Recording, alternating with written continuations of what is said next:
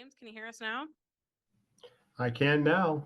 Sorry about that. We're taking roll call. Can you go ahead and say here? Here. Thanks. Okay, all board members are present or online, joining us online. And the next item is the pledge. Would you all please rise? I pledge allegiance to the flag of the United States of America and to the republic for which it stands, one nation, under God, indivisible, with liberty and justice for all.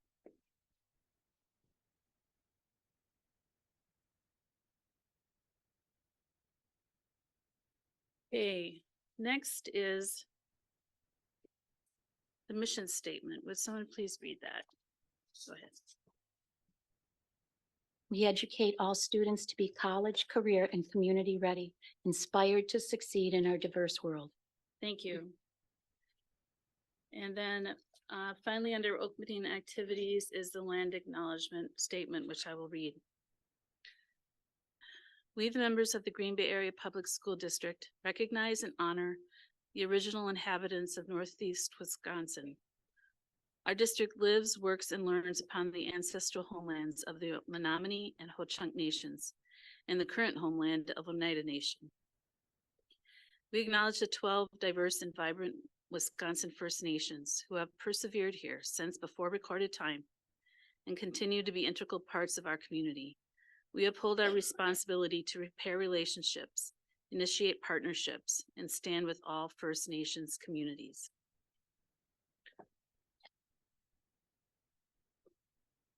Okay, next is recognition. Dr. Tiller, are we going to be seeing something with under recognition? Yes, we have it queued up. Right here. Okay.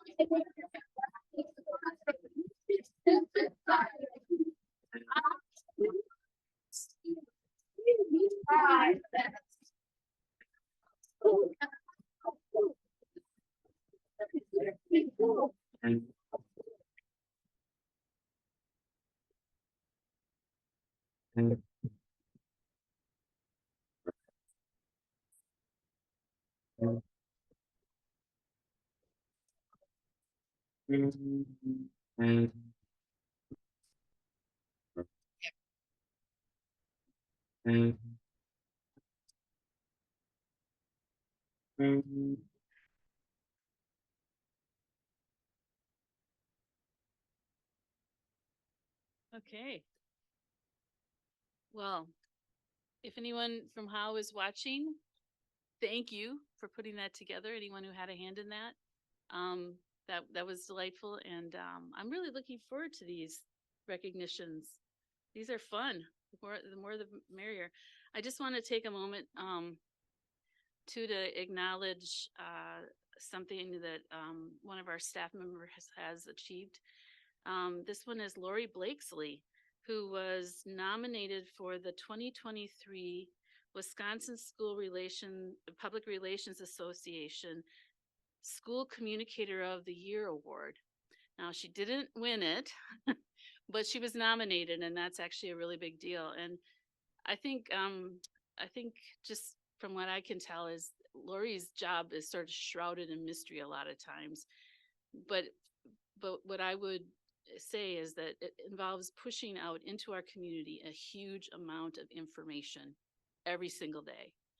And she does that with quiet efficiency that I think we all take for granted from time to time. So we want to congratulate you, Lori. She's in the audience. Well done.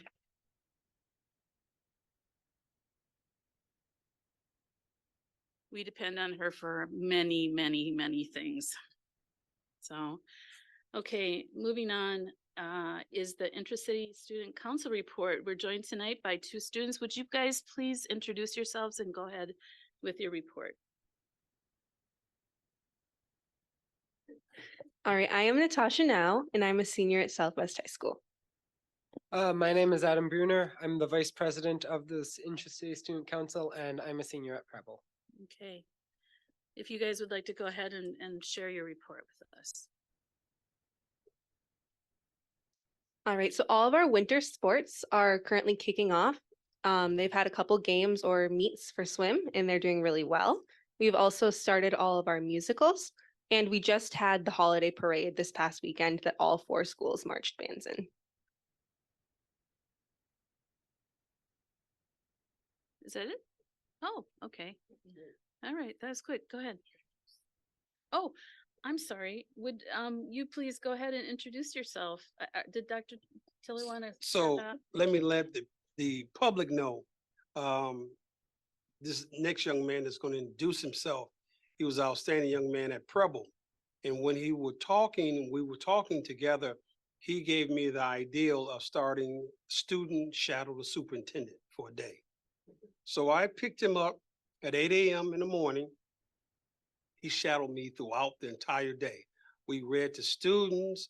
We went in and out of schools. We visited high schools. He sat in on cabinet meetings. He sat in on board prep meetings. So he did everything that a superintendent would do except make major decisions. And luckily, I didn't have to make any major decisions today. But without further ado, I want to let him introduce himself and tell him what school and where he's from. Oh, that was a really nice introduction, bud. My name is Philip Ross. I'm from Preble. I'm currently a senior at Preble, and I really appreciate the opportunity presented by Mr. Tiller and as well as meeting all the wonderful people that I was introduced to today. Thank you.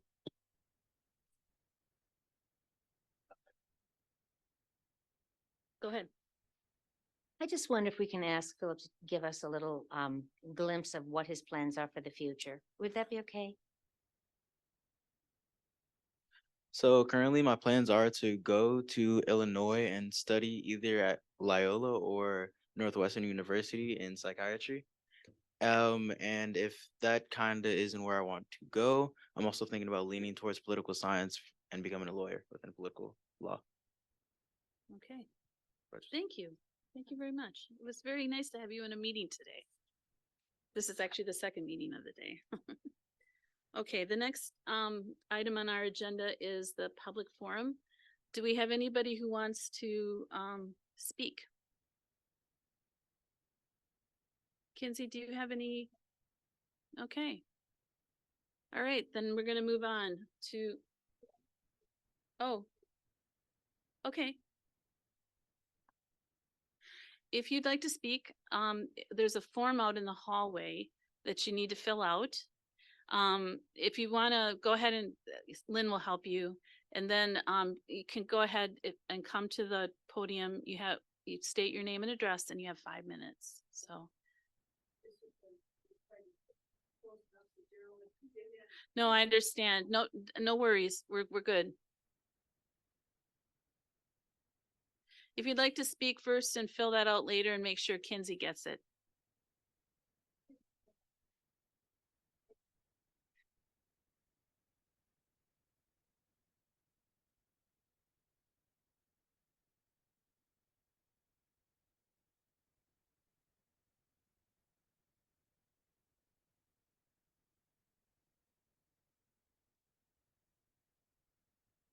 I think you'd probably have to do a motion to reorder.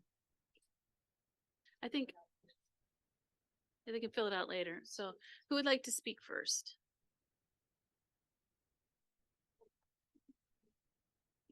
Yep. It's okay. No, you're the only ones tonight.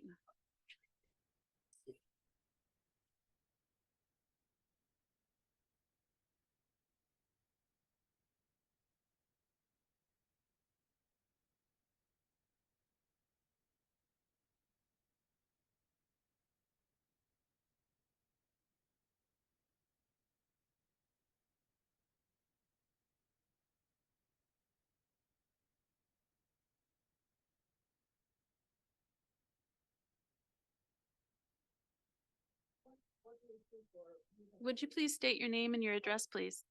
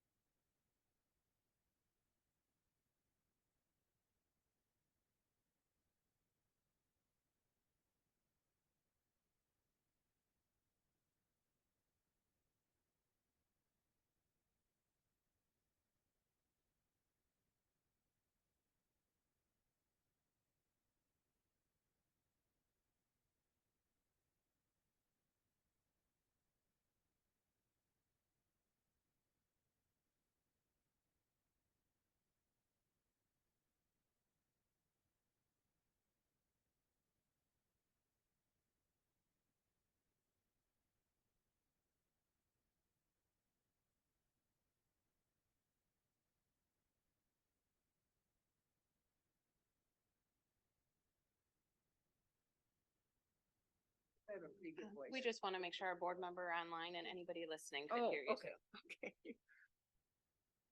So what we're trying to find out, because if we're dealing with middle school and high school, there are children that are 16, 17, and 18. So with the law, they're saying that is adult literature.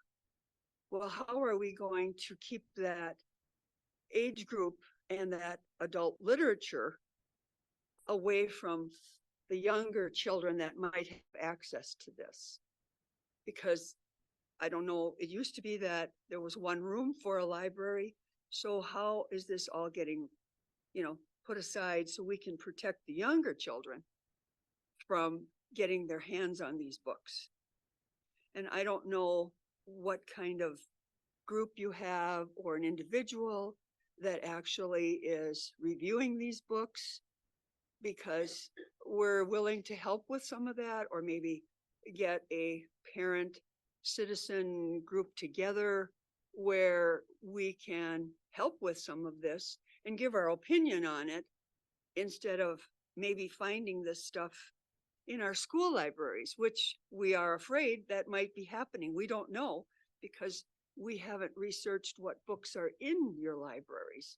And that's one of the things we want to start to do, to find out, because as that article was in the newspaper, that in the state of Wisconsin, there's like over 200 different books already that have, I think, been banned from the schools. And if we're finding them in the public library, we're afraid they might be in the schools. And that's why we're here, to ask your help to find out if they are. And we want to help if they are to help remove them or put them in a different section in the libraries for like the high school, because they're considered adults already, where they might be able to work with this information because they have the correct age. So we're here to find out what we can do for you and what you can do for us to answer some of our questions on how this information gets into the schools and how they're actually gone through and sorted out. Yes, go ahead. We aren't able to have a dialogue with you during this open forum. Okay, So if you'd like to, I would recommend maybe putting your request in an email to our superintendent or to the Board of Education or both. okay. Someone from our staff might be able to talk to you tonight. I'm sorry, that was the alarm going off, that's all. But we can't have a dialogue during this open forum.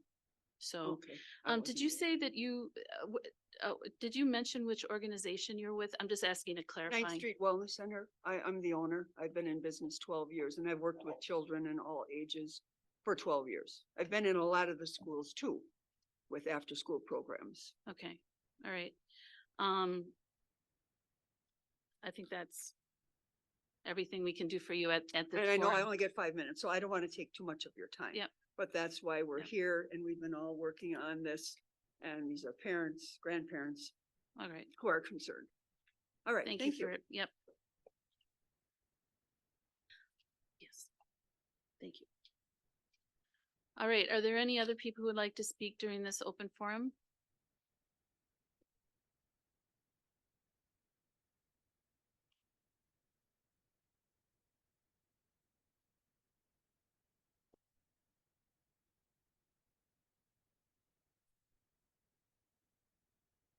Well, she said I covered it, so we don't want to waste any more of your time. No more people for the open forum tonight, then we're gonna move on. The next thing on our agenda is the legislative update, and that's Lynn Gerlach. Okay, I totally forgot this was gonna be here. So, I have, listed for you 4 bills that we have been following. This is number 1 that have now been passed by the Assembly. I assume that means they go to the Senate. About, giving a tier 1 license to, someone to become a school social worker or school counselor, even though their training was not necessarily in education. The second one was about having a usable opioid antagonist in a school. The third one was about the grant program for driver education programs for the state to set up a grant program. And the fourth one is designating athletic sports and teams as male or female. The second, number 2, the indoor air quality. What we have here that's new is the cost estimate. This is what they're estimating the program would cost the state if they implement it. I'm not going to read this all to you. I'll let you look at it yourselves. Number 3 is about the bill that would allow a district to employ an administrator. And I think by that they mean superintendent, not licensed by the Department of Public Instruction. These things are all under consideration at this time. Number 4, the renewal of, I thought this one was so interesting, the renewal of license for a school bus driver. I learned a lot. I didn't know that school bus drivers are relicensed only every 8 years and that they have to pass a vision test. And of course, they have to demonstrate that they can safely drive a bus. But this bill is asking that someone who is trying to be relicensed as a bus driver also demonstrate an understanding of the dangers of passing vehicles and also the danger to loading and unloading passengers of passing vehicles, but how they perform on that part of the test would not be part of their relicensure decision.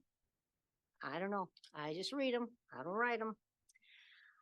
Number 5 is, oh, I just wanted to mention to you that Representative Christina Shelton, who's one of our local representatives, she's on the Education Committee, and she's introduced 10 bills to the Assembly Committee on Education that I think are pretty pertinent to our district, so I listed them there for you. And then number 6, I left the lawsuit on. There hasn't been any news about the lawsuit. This is alleging that the parental choice program and the charter school programs are unconstitutional under the Wisconsin Constitution. And again, there's a link for you to read the whole thing, but there's no news on that. Okay? Does anyone have any questions or comments about the legislative update? Great. Thank you, Lynn. All right, the next item is 6, our consent agenda approval. Would someone like to read the motion, please? Oh, wait a minute. I skipped over one. Yes, we have a referendum update, but I thought we didn't have an update, but apparently we do. Welcome to the table, Josh. Right, not a big update. You'll be voting later today on awarding the general contractor for the East High School projects. And recently, last week on Wednesday, several of the people at West, along with myself, visited area high schools and UWGB, looking at weight equipment as we start to plan for what goes in that space that we're going to be building. The track at Preble is now striped. If you drive past that, you'll see that. Other than that, not a whole lot of updates. It's not very great weather right now. The stands in the press box are demolished now. They are, At yes. Preble, so that's prepared for what, spring now, when they can start building that out? We'll be building that out over the winter. Oh, It's going to be ready for the spring season. fantastic. The grandstands, yep. For some reason, I imagined that couldn't happen in winter, but based on zero. No, we're doing that in the winter, and then the final phase after the spring season will be when the scoreboard goes in and the rest of the plaza gets built out, along with the entrance feature, the ticket booth, and concession stand over there. So it's going to be a little bit rustic for the spring season in terms of that concession stand still. I'm really looking forward to the ribbon cutting when we were able to kind of formally open that facility to the public. So, okay, thank you, Josh. Now we're going to move on to the consent agenda approval. Would someone like to please read that motion? I move that the consent agenda items as presented be approved. Second. Any discussions, any questions? Go ahead. I would like to withdraw letter F, personal action. Okay. So that item is withdrawn from the consent and we'll deal with that separately. Okay. So, Andrew. I'd like to withdraw item G from the consent agenda. Okay, that one we will also deal with separately. All right, can we take a vote then on the balance? All right, Kinsey? Online voting is now open.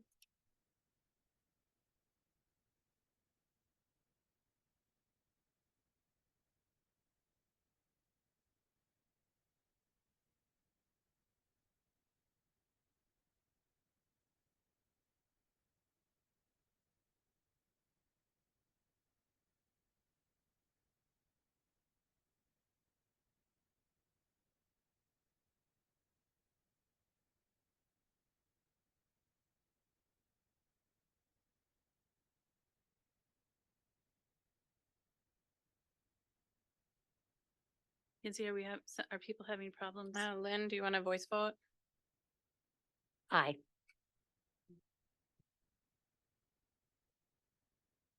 All votes have been entered and the motion is carried with all board members voting in favor. Very good, thank you.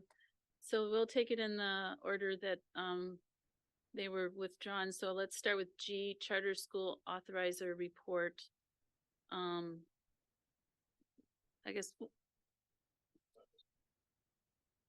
Oh, I thought that, all right, let's go with F then, personnel action. Do we have to come up with a motion? All right, could someone? Oh, yeah, I was just gonna go ahead. I move to approve public content personnel action. Letter F on the agenda. Second. Okay, discussion, questions, Nancy? I'm just getting a little more concerned as the year goes by on how many resignations we are having. And I know we talked about it previously and we talked about the exit interviews and things like that. And I'm starting to get to the point where I think we as a group should really look into it and to see if there are some themes that are continuing that are causing people to leave our district, because seriously, we're losing some very good talent and I want to keep as many people as we can. Okay, anybody else?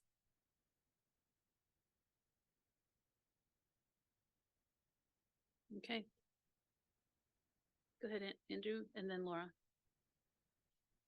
Yeah, I guess, I don't have anything specific other than to say that I agree. It seems like there's maybe either a bit more of this off-cycle resignations outside of the normal time period. It is a big district, and sure, sometimes you'll have a family circumstance move or something in a district this big, but it seems to maybe be a lot, and it seems to maybe be some key positions where it's happening more than I maybe am used to in other years. So I think it's something we have to keep an eye on. Okay.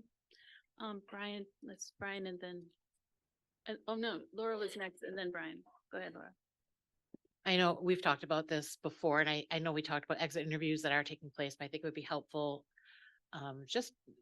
We need to look at it as one of the things that I talked about. I know when I was running was the importance of having employee engagement, and because the happier the employees are, the more satisfied they are, the better they are at their job and the better that they are going to be for students. But I just want to I echo what Nancy is saying, and if we could check into it, look at different options. And I know it's not necessarily policy driven, but it's something that we're continuing to approve. So it's something that I think that we can ask to be looked into a little bit more. And I'd also like to recommend the option of stay interviews. I don't recall if we talked about that in this with the board, but it's something I've implemented in my organization to find out why are employees staying and do more of that. Or, rather than when they're gone and you do an exit interview, you've already lost your talent, so if you have quality employees that you want to keep, find out what's keeping them there. Is it the benefits? Is it the culture that a principal's created at a school? What may it be? What might it be? And then see how we can keep those people. Brian. Not being in any other field than education, the majority of my career, are there other districts that we know of that have either a firm that goes and checks these? Because I understand and I appreciate the fact that within house we're doing exit interviews. But I sent an email with this as well on it. I would like to see if we have something that can be more consistent with, that gives us analytical data on there that we can see, and how we can get a hold of our former employees and make sure that we're getting some data from them.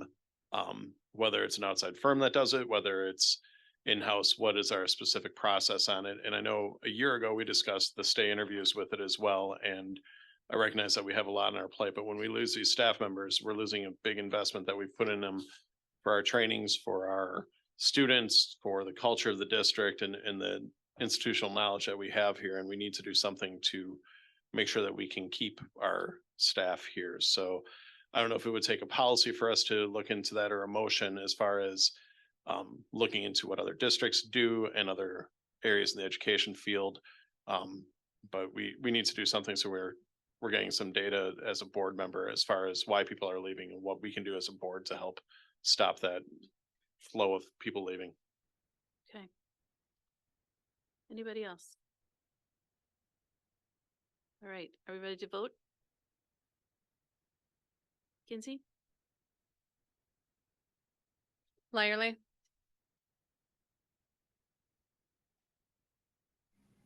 Aye. Leighton and Warren, Are we voting on approving this? Even Yes. though it's taken off the consent agenda, we're just, okay. Aye.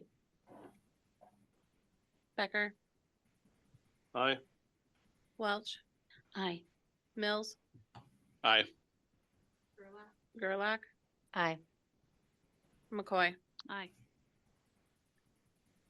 Okay, that passes. Moving on to G, Charter School Authorizer Report. Could someone make a motion? I will move to approve the charter school authorizer report as presented. I'll second. All right, discussion, Andrew? I have no questions. I only took it off of the consent agenda because I think it's of a level of importance that separate vote is more appropriate, but I think it's a well-done report. I'm glad we're doing it, and I have no questions. Okay, anybody else? Okay, Kinsey? Aye. Gerlach, Aye. Mills, Aye. Welch, Aye. Becker, Aye. Leighton and Warren, Aye. Lyerly. Aye. Motion carries. Thank you. Next, we're moving on to action items. Before we start this part, I just want to let anyone who's watching know that we've already discussed all these items in our last meeting, and I've had a couple weeks to sort of digest them and ask further questions before tonight's votes. But this isn't the first time we've seen any of these, and we're going to be taking action on them tonight.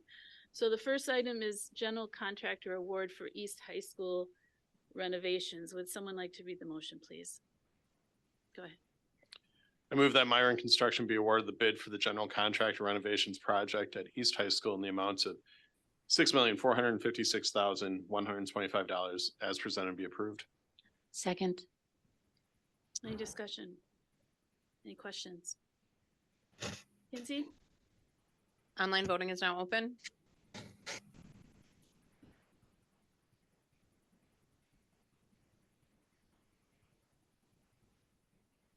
All votes have been entered and the motion is carried with all board members voting in favor.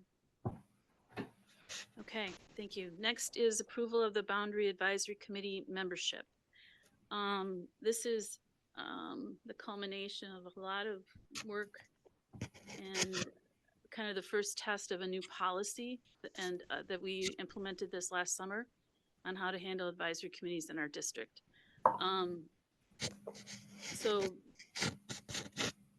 Oh, I'm sorry, of course.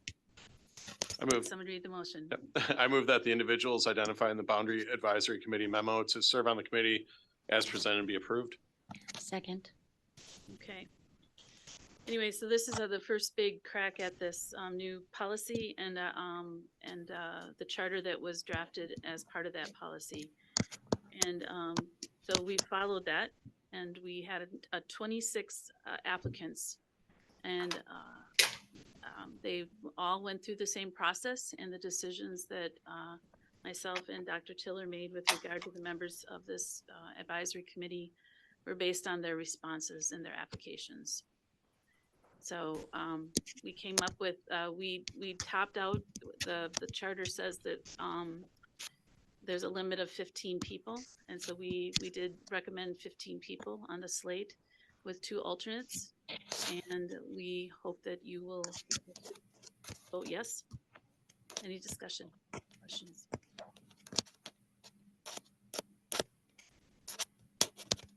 Okay, oh, Andrew. I assume the the different geographical areas of the district are well covered? I'll tell you that the geographical aspects were not as considered as much as, just trying to find kind of some balance and make sure we have, students, you can't control who applied, right? And, so that wasn't always, we weren't always able to cover all the geographic areas. You can only choose from who applies. Well, how unbalanced is it? I'm sorry, I'd have to go back and look at each address again. I recognize what I'm guessing is Andrew's concern on this and fully recognize the history of Green Bay being east and west and north and south on it and especially on a boundaries decision. But as you mentioned, I mean, we're one school district within a large area where the population is just, it is where it is. So I'm assuming that there's still coverage on certain areas with it, but I don't know how much we can look into geography when we're looking at a district our size and making sure that we have representations with it. So If we had had many more applicants, that might have been easier, done more easily. But actually a rather large chunk were students and we are limited to two students on, which was easy enough to do.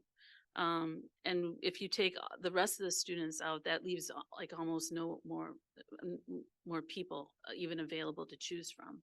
So, go ahead, Lynn. I remember when we were considering when we were writing the charter and we were considering the qualifications of people to serve on this advisory committee, and there was never any intent that people would represent a certain part of the district. So I feel comfortable that you've chosen people according to the qualifications that we stated in the charter. And I'm confident that these people are going to represent the whole district. Andrew. Did we say there could only be two students, or did we say there had to be at least two? Did we say two shall be, or at least two? So you didn't necessarily have to stop at two. I understand there's, we wanted two. I'm happy with two. I mean, two, but it didn't have to be stopped at two. It's two or more. And I guess I was just hoping to hear that it's at least somewhat balanced. Are they all on the same side of the river? No. Okay.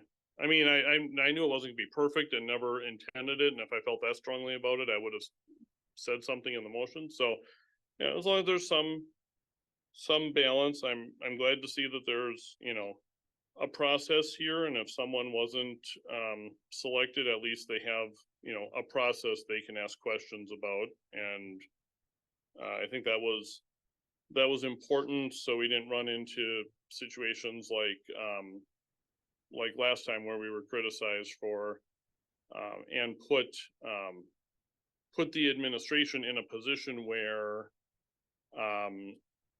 it was a bit of an unfair position to put them in. It's a board committee and we're owning it, and this looks like a good first thing to me. But I think there should be at least a little bit of balance if it's a boundaries committee, where I would feel maybe not as concerned about it like the energy committee, because that's truly district-wide. But okay, thank you. Brian. I just want to thank the people that volunteered for this committee, the ones that are on the list for approval and the ones that weren't selected. I mean, this is a committee that's going to have attention drawn to them, and it's great for them to step up and serve our community and help us out in this area. So thank you to everyone that's on here.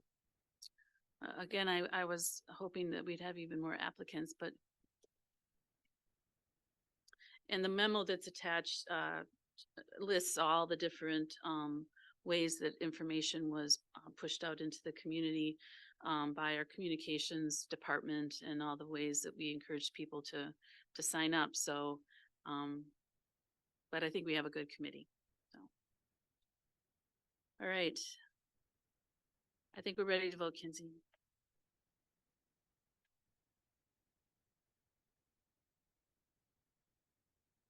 Online voting is now open.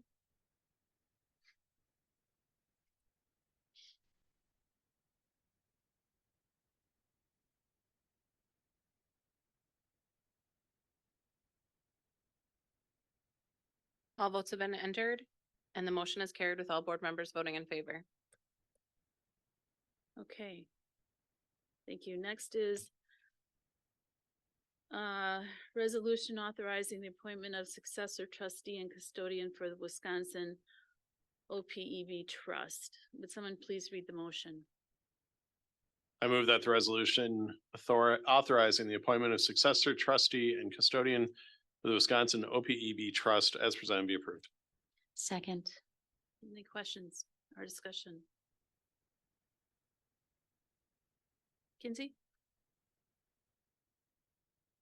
Online voting is now open.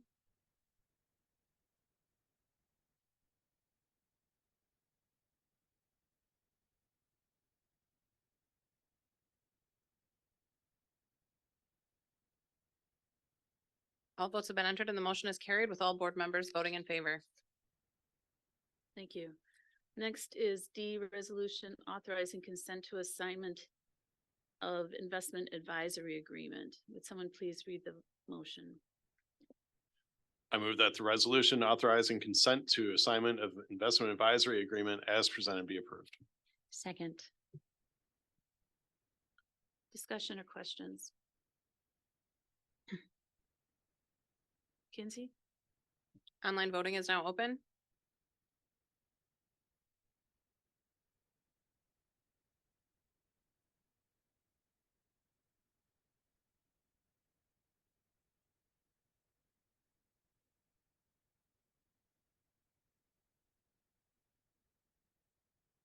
All votes have been entered and the motion is carried with all board members voting in favor. Okay. Next on our agenda is status of Catherine Johnson Academy of Enriched Virtual Learning. This is potentially an action item, but we're gonna have further discussion on it tonight. I don't know if there's anything anybody wants to add from our discussion the last time about this. We don't have to take any action on this tonight.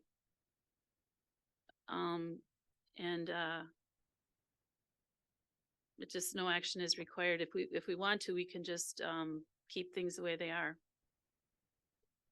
Go ahead. Melissa, would we be able to make the recommendation? Oh, do you want to come up to the table or are you good there? So it's gonna be yes or no, so sorry. You're grabbing your binder, your notepad, everything, all right. Would we be able to make the recommendation that the Green Bay Area Public Schools should maintain Catherine Johnson Academy of Enriched Virtual Learning tonight? Yes, because it's posted. It's not necessary to make that motion, because if you do nothing, it will continue as status quo, but if it's something you want to do, you can do that. I would prefer to do that. Okay. I think that in order to maintain some flexibility regarding the school, that taking no action is probably the best route right now. So.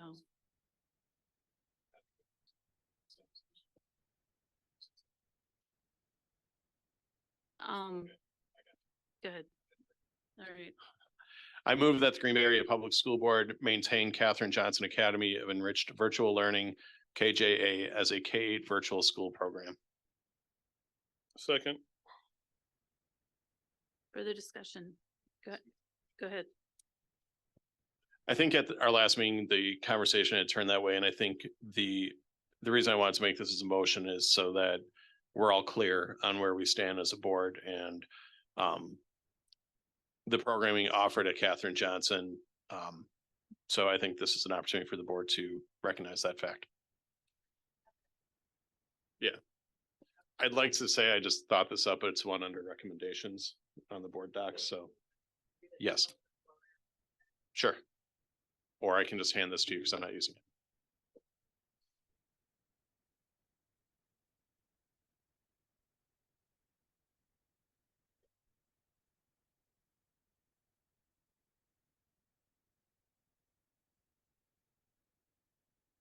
Oh, go ahead, Lynn.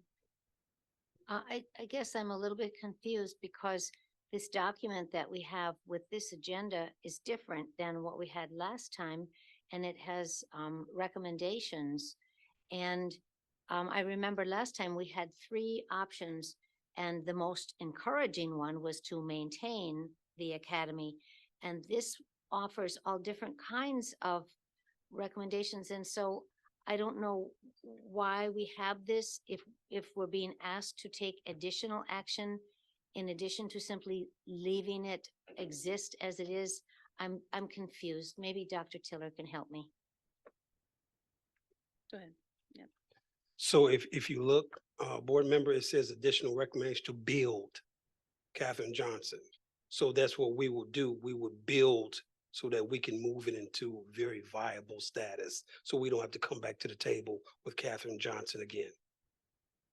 If I can just follow up to make sure I understand. So when we vote tonight to maintain it, we are assuming that you're going to build it. You're not just going to keep it like it is and let it sink or swim.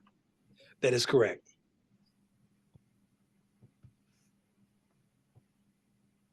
Brian, Andrew, then Brian.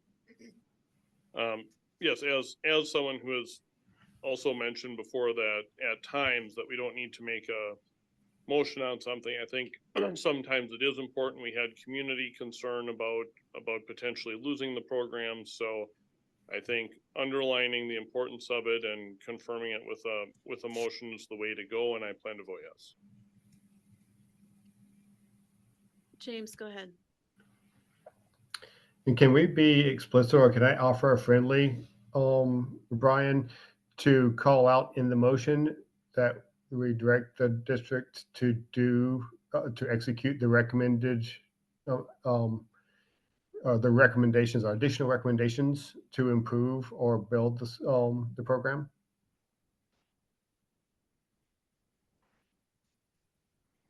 Yes. I'm actually going to remove my motion right now and we'll get it something a little bit cleaner. So Thank it you. doesn't, so we've got all of these things captured in it. So if whoever seconded it was fine with that, I'm gonna withdraw my motion. Okay. Come back to it when?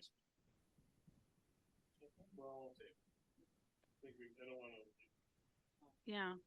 So I will agree to withdrawing the motion, except I think that has to be unanimous consent. I don't think there's really such thing as the second or just. I'm not sure how to proceed here. You just need to ask for unanimous consent to withdraw the motion. Okay, I'm asking for unanimous consent to the withdrawal of Brian's motion. All in favor? Aye. Right. Okay. Andrew. So I think if we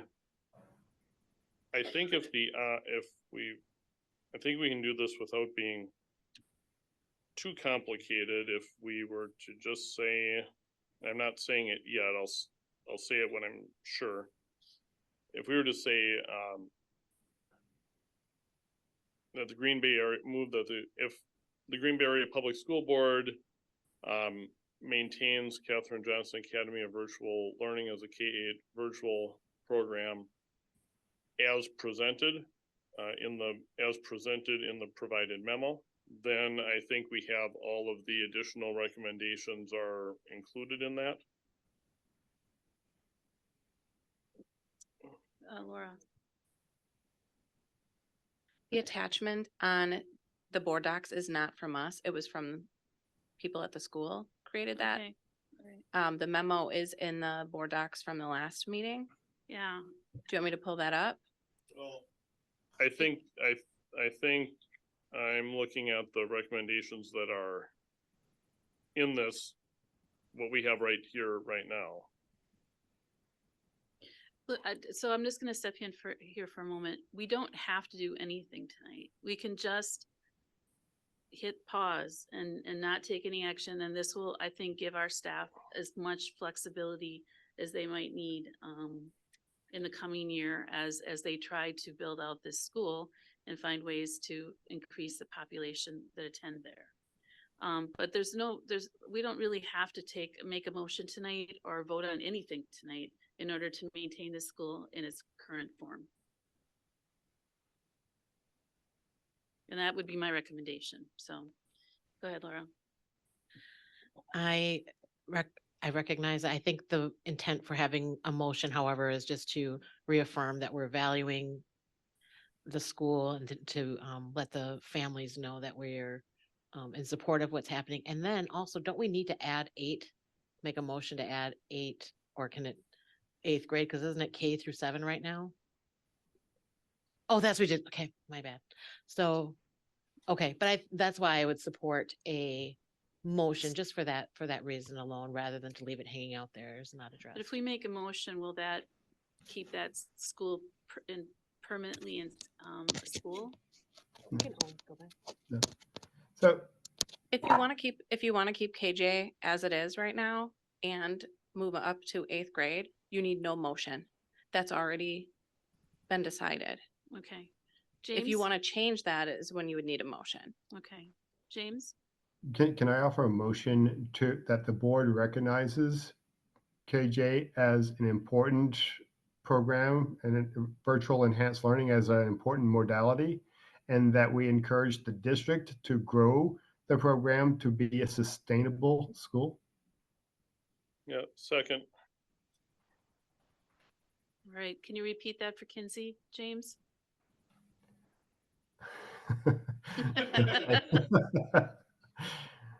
I move I that believe in you, James. the Board of Education recognizes KJ Academy as an important program and virtual enhanced learning as an important modality, and that the board encourages the district to grow the program to be a sustainable school. Okay. I do not have that. I'm a fast typer, but not that fast. So this is what I have, and you can add on here that the Board of Education recognizes KJ Academy as an important program. Hold on. And virtual learning as an important modality. Correct? Okay. And then what else? And the Board of Education encourages the district to grow the program to be a sustainable school.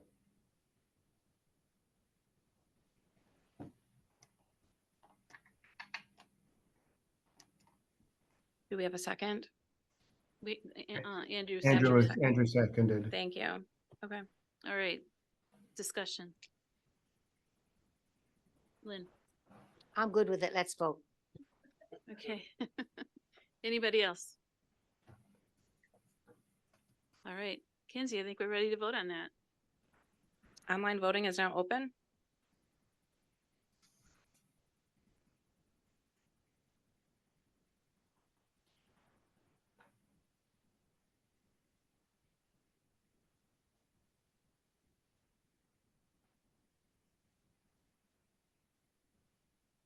All votes have been entered and the motion is carried with all board members voting in favor.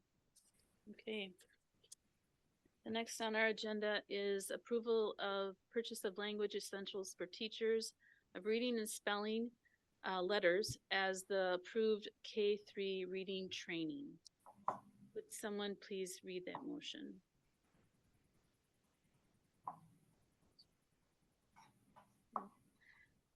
I move that the purchase of language essentials for teachers of reading and spelling as approved K-3 reading training as presented be approved. Second. Okay. Questions?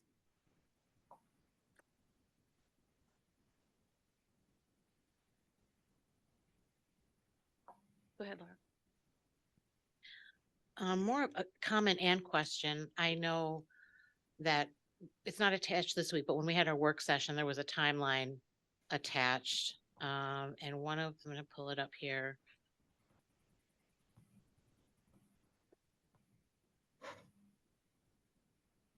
Well, it's not. One of the things was talked about was waiting to have the teachers certified and that they would begin certification or training by July 2025. And I think because of the importance of this, the need for this, we have students that I think the latest data is Brown County Native American students are the lowest at 5% proficiency at the third grade level. And that's Brown County, but I imagine Green Bay is probably similar in that. And the Oneida Nation has been they're working on improving this third grade reading level as well. And so as an employee of that area and that worked in education and training, I have a lot of the data and information related to that Oneida is working on. But I'd like to see this expedited possibly. I'm going to vote in support of letters, and I'm wondering if it could be expedited so that we're not waiting almost 2 years to begin having the teachers implement that in the classroom. We are failing our kids.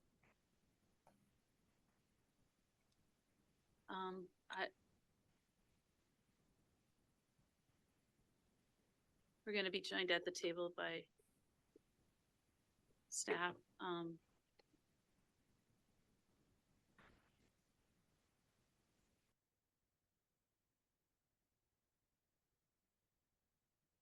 Okay. Thank you for that question.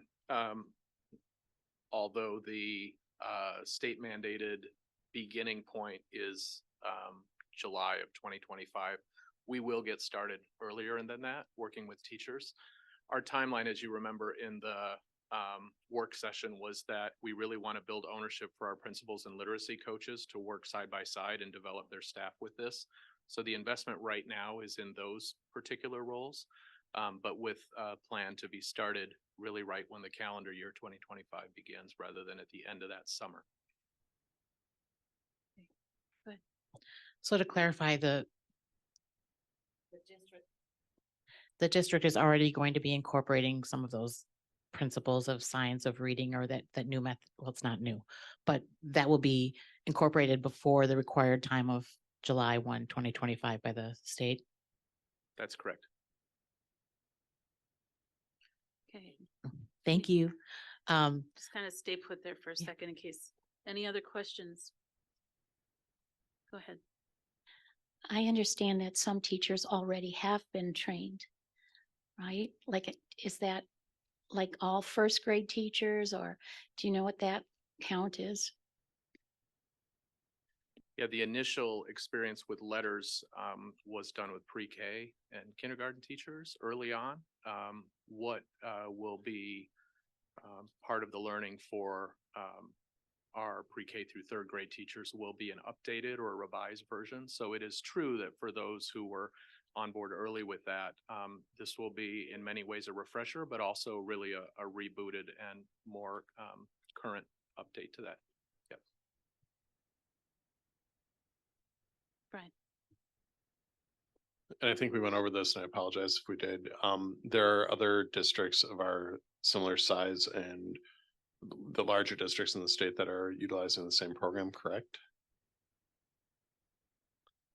This is the identified program to begin with. I can't speak right now to their timelines on that, but throughout the state, this will be the preferred or predominant program used. Yep. Anybody else? Okay, go ahead. I appreciate your input and your sharing the answers to our questions. And I have some other ideas I'll just email. We don't have to do the board time at the meeting, but I have some other ideas and questions I'll just send your way and we can connect. Okay, thank you. Thank you. Okay, looks like we're ready to vote. Kinsey?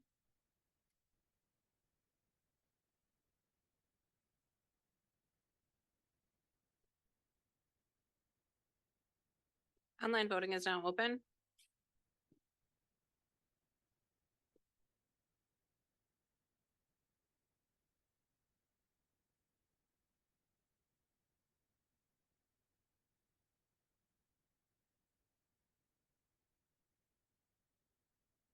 All votes have been entered and the motion is carried with all board members voting in favor.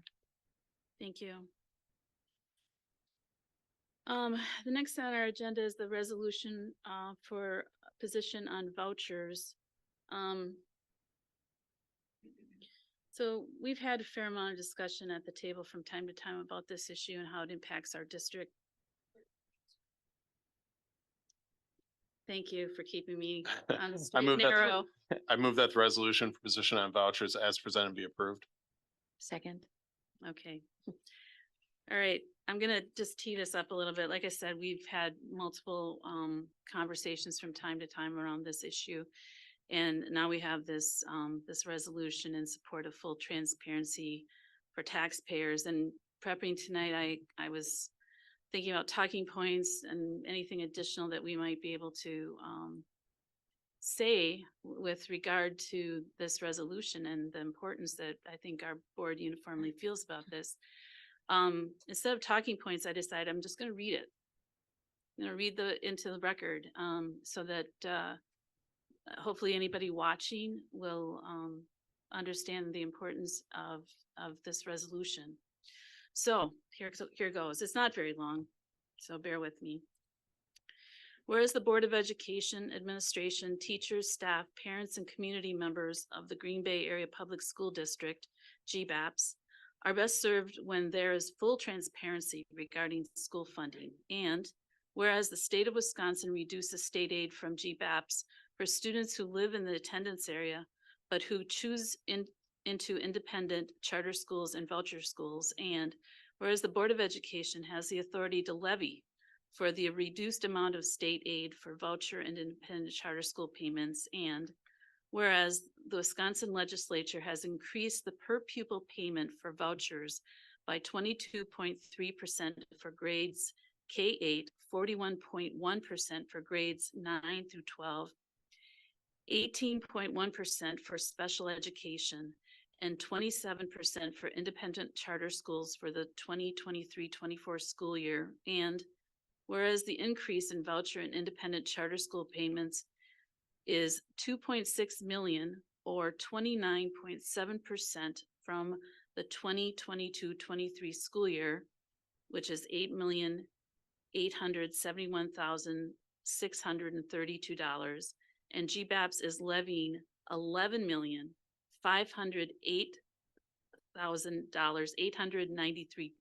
Sorry, I messed that up.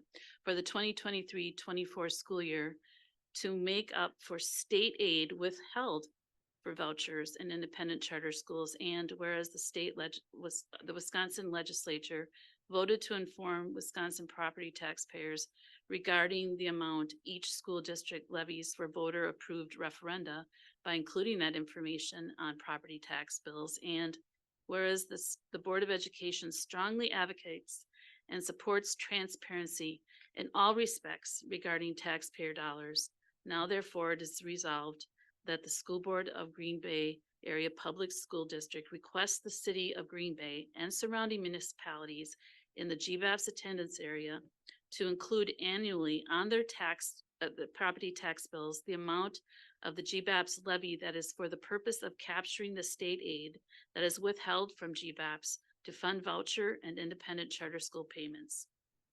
That's the resolution that we're going to be voting on tonight.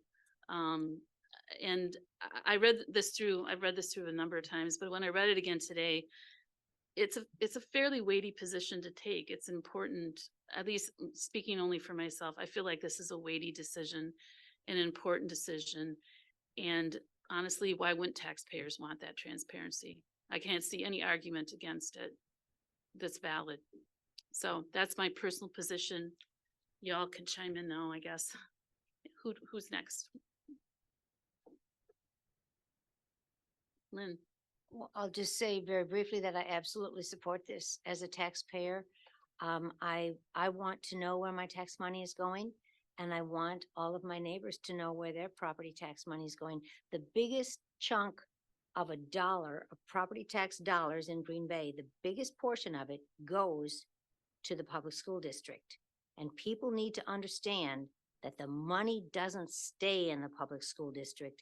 It goes out to the voucher schools and the charter schools that students from our district have gone to. People need to know that. So I appreciate this and I support it completely. Anybody else? Brian? I've spoken on this many, many times. Any opportunity we have, the voucher system in the in the state of Wisconsin it's unfair. it's just unfair on the way we fund public schools, the way that vouchers and charter schools pull the money from the district. It's unfair, and it's not doing our students in the state any good. So. Anybody else? Okay. I think we're ready to vote. Kinsey?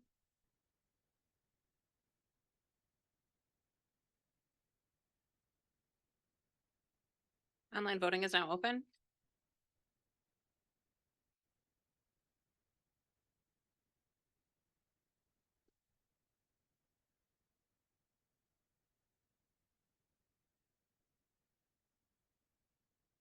All votes have been entered and the motion is carried with all board members voting in favor. Very good. Next is H, resolution authorizing request to DPI for school start date waiver. Would someone please read the motion?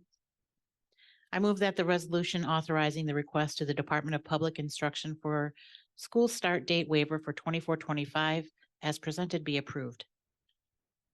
Second. Okay, this is the waiver request having to do with the accommodating schedule change because of the draft being descending on our city, and it'll be a interesting time for our city, and this is going to help our district cope with that. So any discussion, any questions? Brian? So in the issues that this board's taken on, this seems pretty straightforward, and I appreciate the attention on it, but looking at other things that this board has covered, this should be a pretty straightforward vote.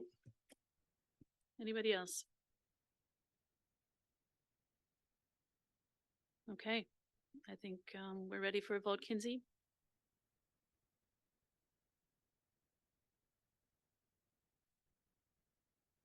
Online voting is now open.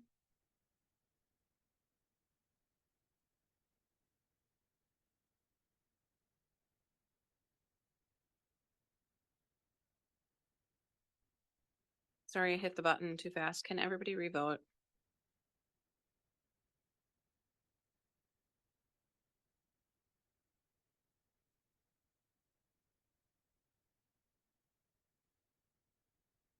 Will Is it it come up coming up? again? It's not.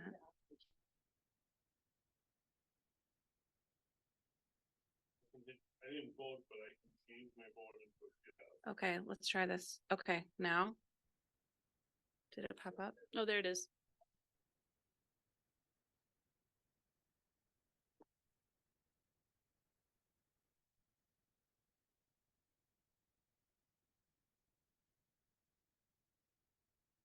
James, is it popping up for you?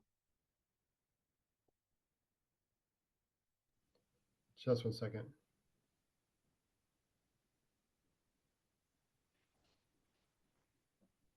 All votes have been entered and the motion is carried with all board members voting in favor. Thank you. Okay, we're going to move on to the status of the district office building. Would someone please read them? Well, we don't have a motion, sorry.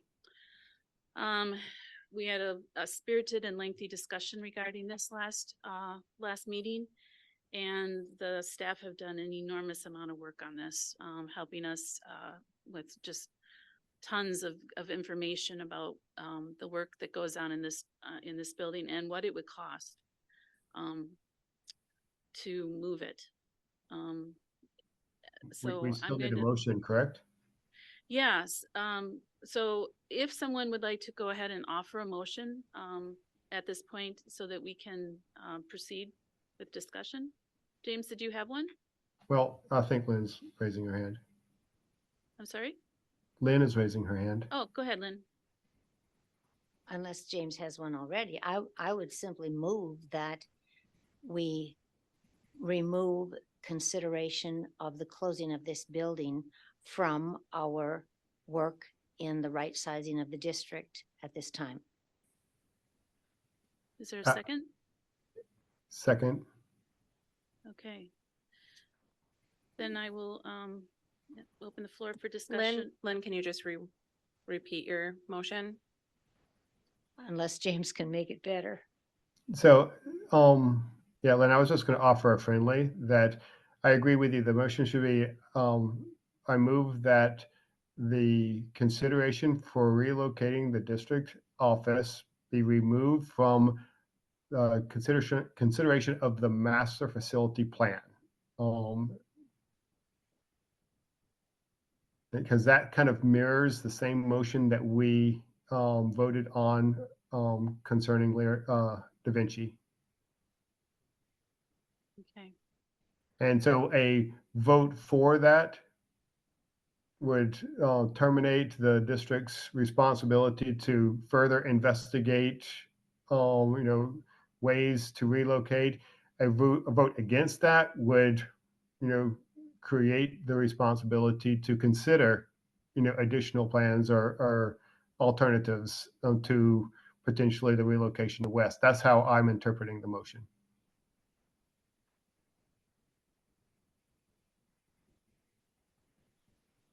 Any other questions regarding this?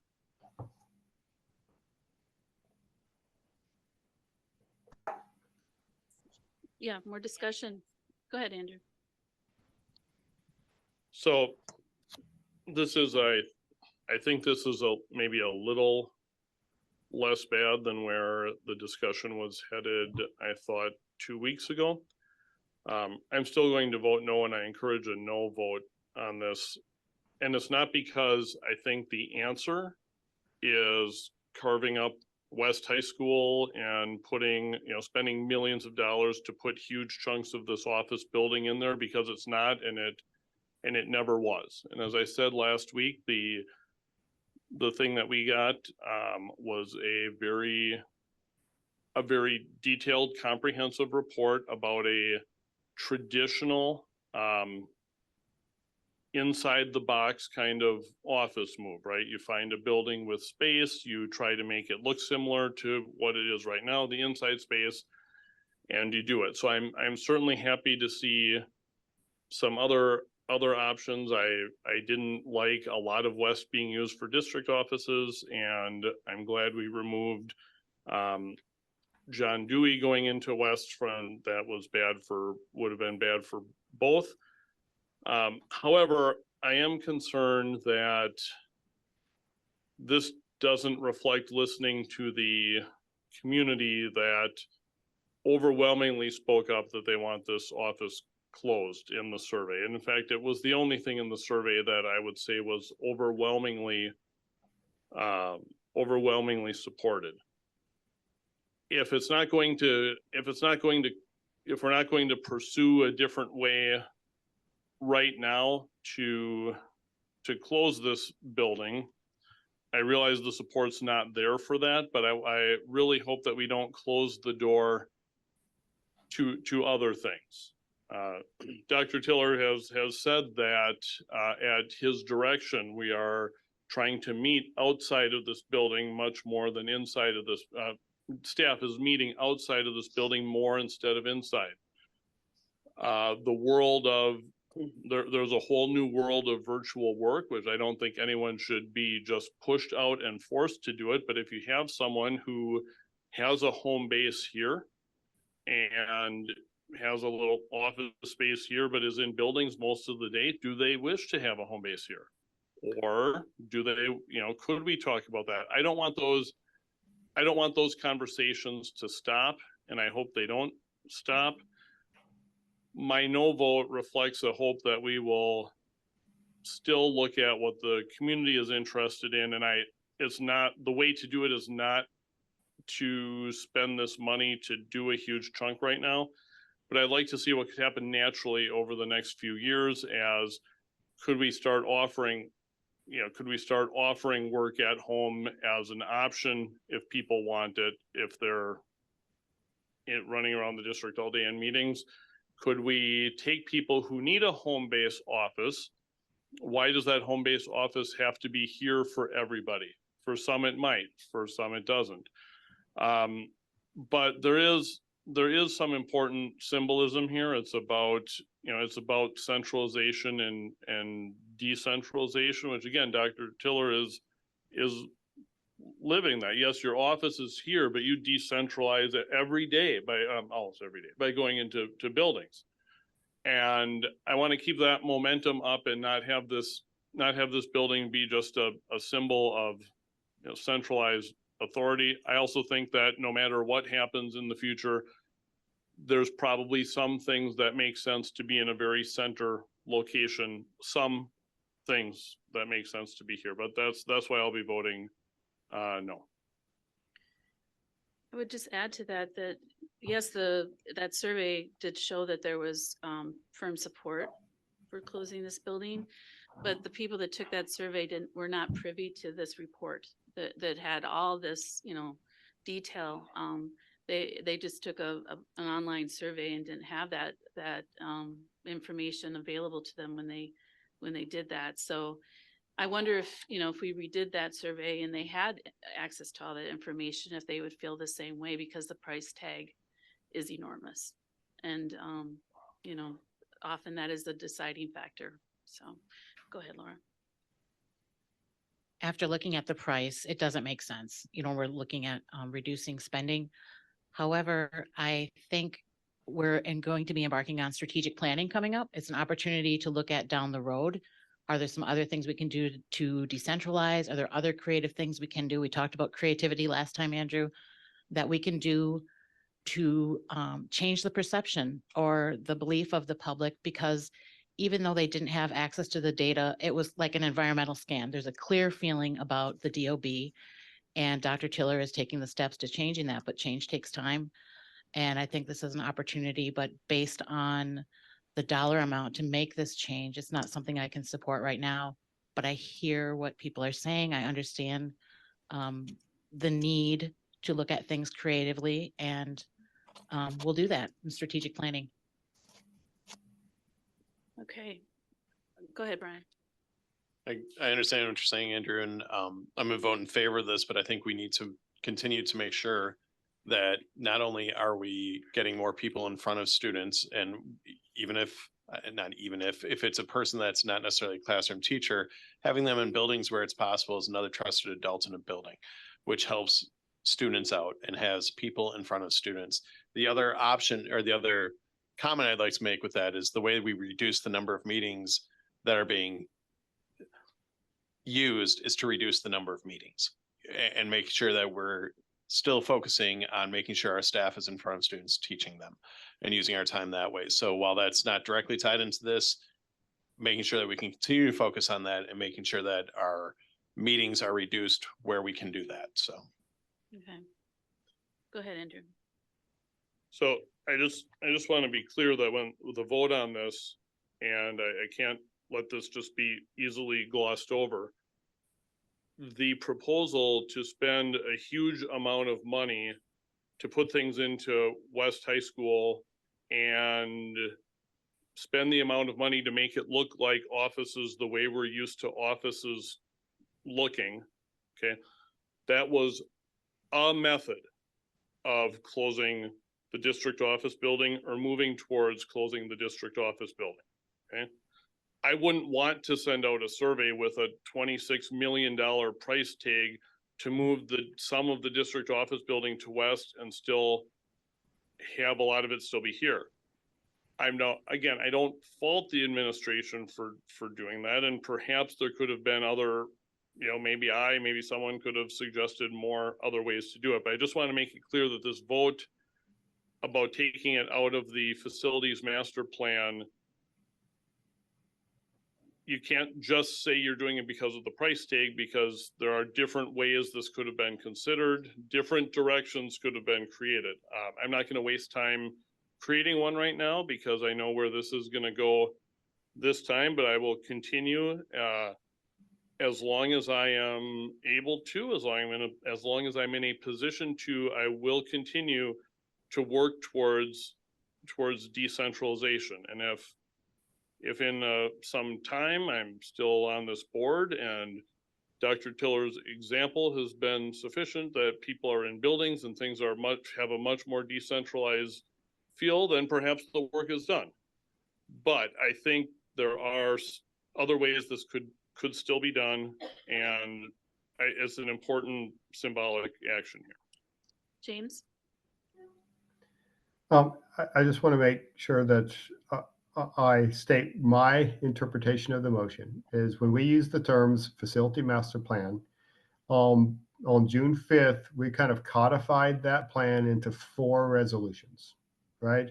And we've done 2 of them, and the 2 remain are one is a referendum question, and the second one is a the task of assessing whether we can reorganize some of our middle schools into K-8s, right? Those are the 2 remaining resolutions out there. And so when I say remove it from consideration from those, that's kind of how I'm interpreting it, is that the district doesn't have to take actions to, price out and try to create a referendum question to address the district office, nor would it be an input into the boundary advisory committee where they would have to consider where DOB would land and make an account for that.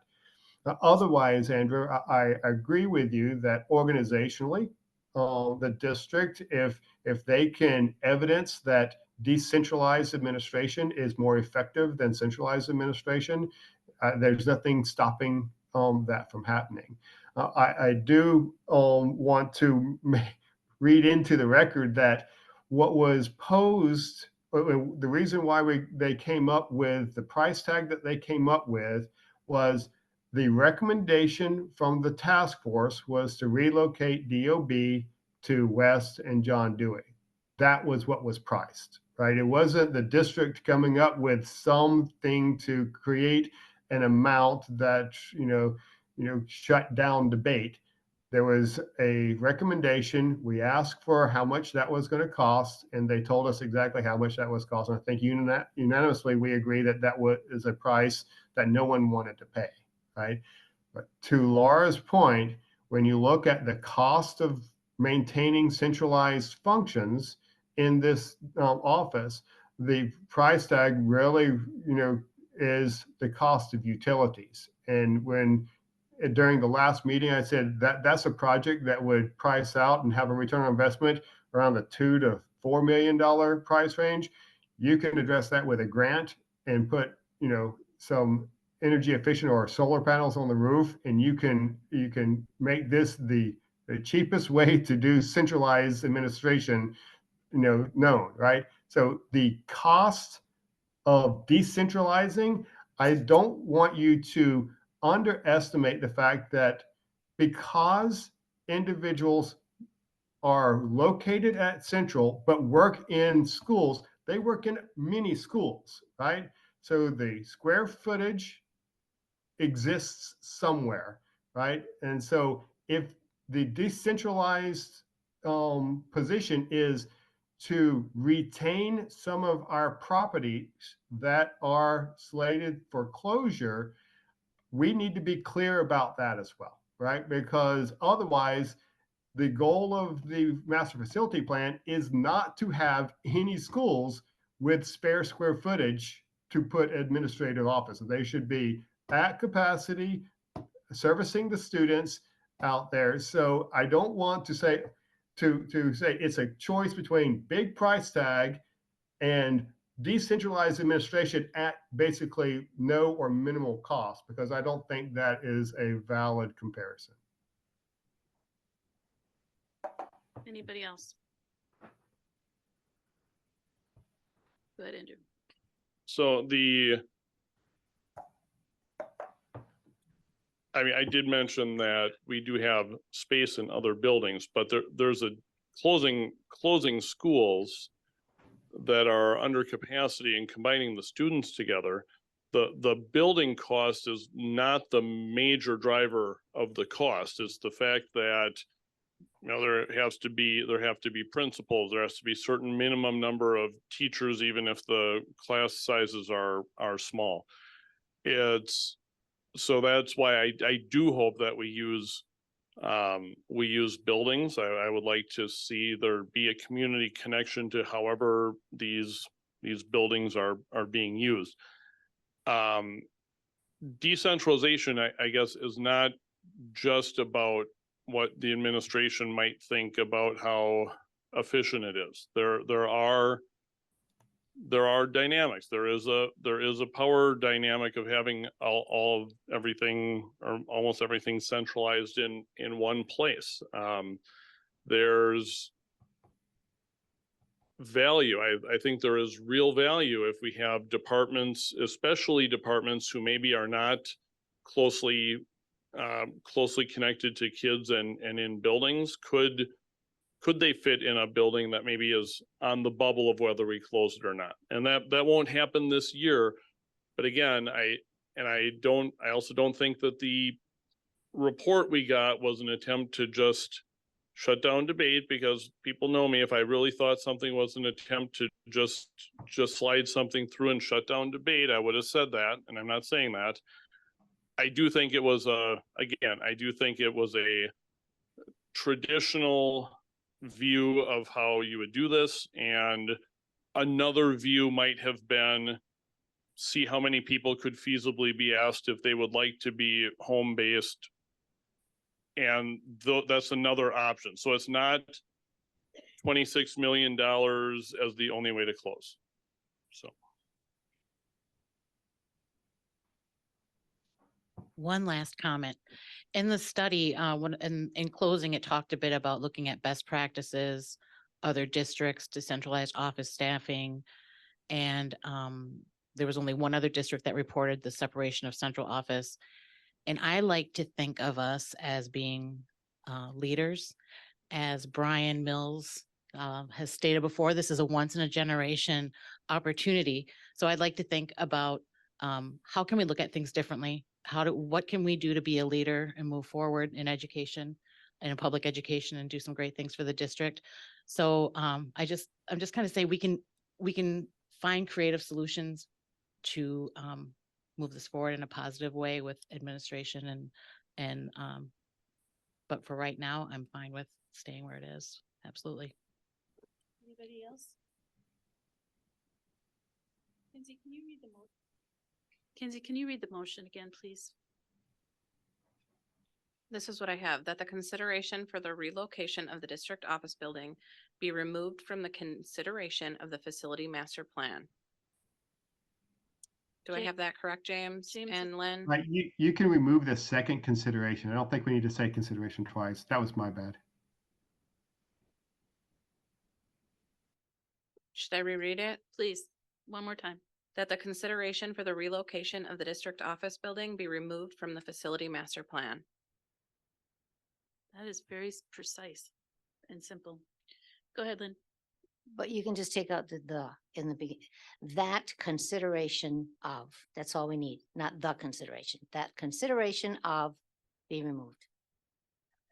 Okay. All right, are we ready to vote? Anybody have anything else? Kinsey? Online voting is now open.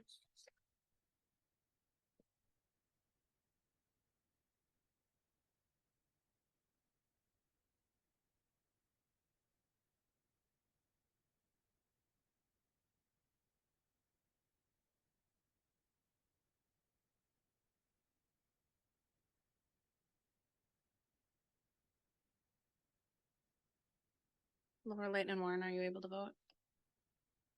It didn't pop up for me, but I'll voice vote yes. All votes have been entered and the motion is carried. The results of the individual board members' votes are as follows.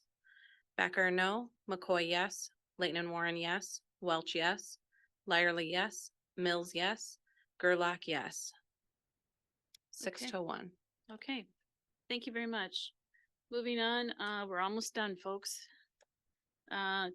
Moving on to J, revision of policy 523.11, employee alcohol and drug testing. Melissa's here if anyone has any questions. Oh, I Go move ahead. that the revisions to policy 523.11, employee alcohol and drug testing as presented be approved. Second. I apologize, guys. I'm not on my game tonight, so. All right, do any of you have questions, discussion? Okay, Kinsey, Online voting is now open.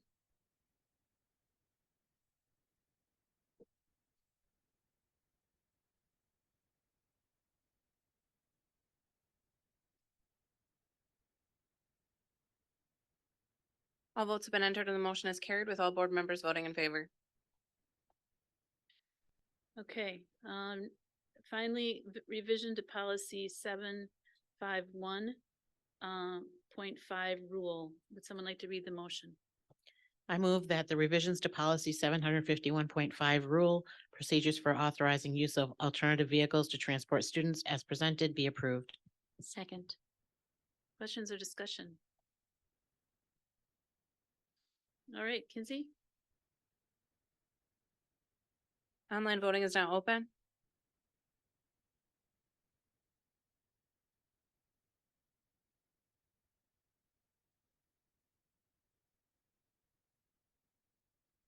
All votes have been entered and the motion is carried with all board members voting in favor.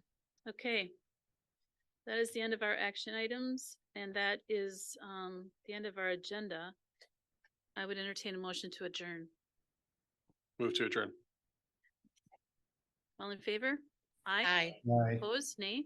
Okay, we're adjourned. See you, James. You have been watching the Green Bay Area Public School District's Board of Education meeting. Please visit the school district's website, www.gbaps.org, for more information on the district and future meeting dates. If you cannot fully access the information on this video, please let us know the accessibility issue you are having by calling 920-448-2025 or by email at communications@gbaps.org. We will try to provide the information to you in an alternative format and/or make the necessary improvements to make the information accessible.